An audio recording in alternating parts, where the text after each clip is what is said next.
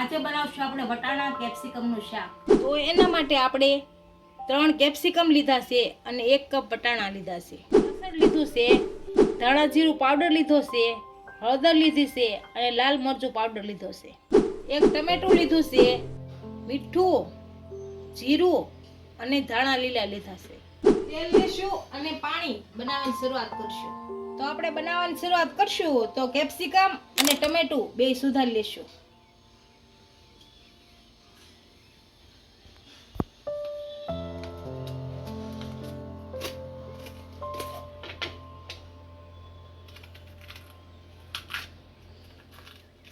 ડીટીયાનો ભાગ કાઢી લેશું.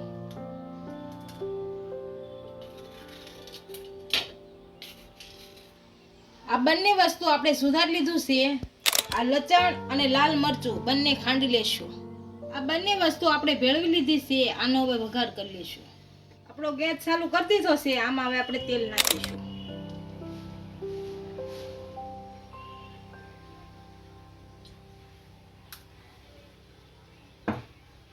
તેલને ગરમ થવા દઈશું. તેલ આપણું સારી રીતના ગરમ થઈ ગયું છે. આમાં હવે જીરું નાખી દઈશું. જીરું સારું સાતળી લઈશું.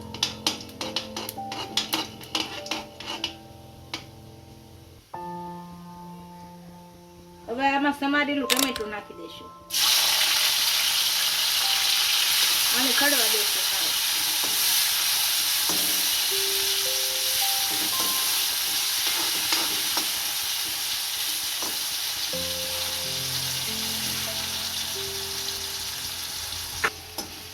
આપણે ટમેટા સારી રીતના સડી ગયા છે. આમાં હવે વટાણા નાખીશું. વટાણા સતળાઈ દઈશું.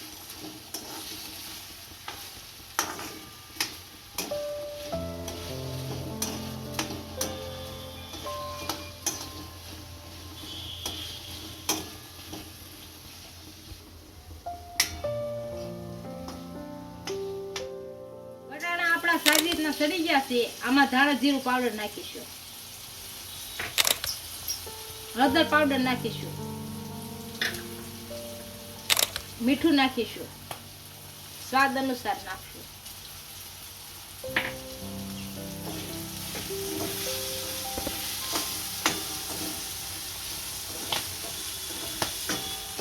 હવે કેપ્સિકમ નાખીશું.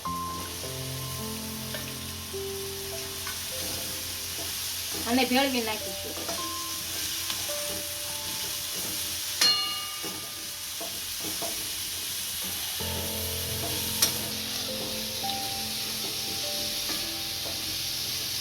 અને ધીમે તાપે સડવા દેશું.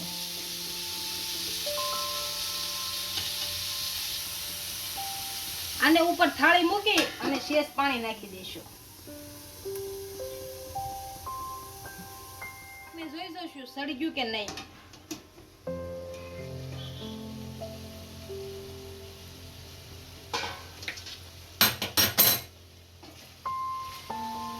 આપણું શાક અડધું સડી ગયું છે. આમાં મરચું નાખી દઈશું.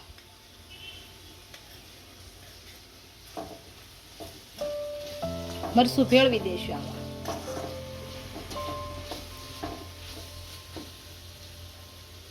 પાછું સડવા મૂકી દઈશું. ઘડી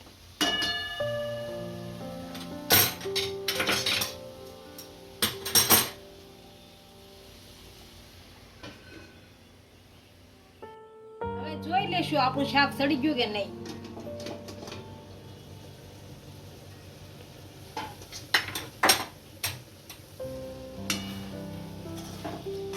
આપણું શાક સારી રીતના સડી ગયું છે. ઉપરથી ધાણા નાખી અને ગેસ બંધ કરી નીચે ઉતારી દઈશું. આપણું કેપ્સિકમ બટાણાનું શાક તૈયાર થઈ ગયું છે. એને સર્વ કરી દઈશું.